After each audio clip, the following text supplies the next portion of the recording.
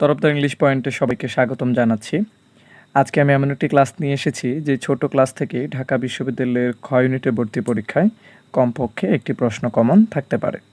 আমরা জানি যে ঢাকা বিশ্ববিদ্যালয়ের খ ইউনিটের ভর্তি পরীক্ষায় ইংরেজি টেক্সট বুক থেকে প্রশ্ন আসে এবং এই টেক্সট বুকের লিটারারি টার্ম এই অংশ থেকে কমপক্ষে একটি প্রশ্ন এসে থাকে।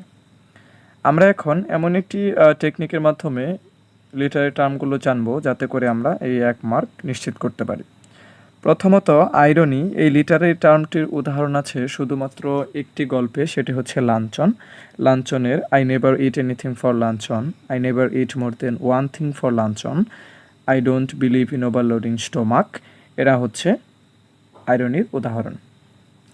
তারপর আমরা যদি যাই মেটাফোর অথবা রূপক, এই লিটারারি টার্মের উদাহরণ আছে, সবচেয়ে ইম্পর্টেন্ট উদাহরণগুলো হচ্ছে স্কুল বয়ের মেলোয়িং ইয়ার, লার্নিংস বাওয়ার এবং সামার মর্ন। অপরদিকে the charge of the light brigade থেকে আছে belly of death, jaws of death এবং মাউথ অফ হেল। আর ড্রিম পোয়েমেও দুটি মেটাফোরের উদাহরণ আছে, একটি হচ্ছে life is a broken winged bird এবং life is a barren field. এরপর আসছে পার্সনিফিকেশন, এবং আমাদের এইচএসসি টেক্সট বুকে পার্সনিফিকেশনের উদাহরণ আছে শুধুমাত্র একটি কবিতায়। সেই কবিতাটি হচ্ছে love and friendship. Love and ফ্রেন্ডশিপের thy tooth is not so keen, thy sting is not so sharp এবং thou art not so unkind, এই তিনটি হচ্ছে পার্সনিফিকেশনের উদাহরণ।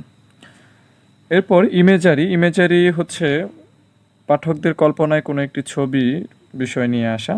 আর এই ইমেজারির দুটি গুরুত্বপূর্ণ উদাহরণ আছে লাভ অ্যান্ড ফ্রেন্ডশিপ কবিতায়, সেগুলো হচ্ছে ক্লাউডলেস ক্লাইমস এবং স্টারি স্কাইস। এরপরে আসে সিমিলে, এবং সিমিলে হচ্ছে মোটামুটি সবচেয়ে সহজ লিটারারি টার্ম। সিমিলের ক্ষেত্রে সহজ টেকনিকটি হচ্ছে যে এক্ষেত্রে অবশ্যই সেন্টেন্সটিতে অ্যাজ অথবা লাইক থাকবে। তাহলে আমরা অ্যাজ অথবা লাইক যুক্ত যদি কোনো সেন্টেন্স দেখি সেটি অবশ্যই সিমিলে হবে। যেমন she walks in beauty like the night, as man's ingratitude, as kinsman met a night. তাহলে আমরা আশা করি আজকের এই ছোট ক্লাস থেকে তোমরা কমপক্ষে একটি প্রশ্নের উত্তর করতে পারবে। সবার প্রতি শুভকামনা রইল, তোমরা ভালো থাকো, সুস্থ থাকো এবং আত্মবিশ্বাসের সাথে পরীক্ষা দাও। এই বলে আজকের ক্লাস এখানে শেষ করছি। আল্লাহ হাফেজ।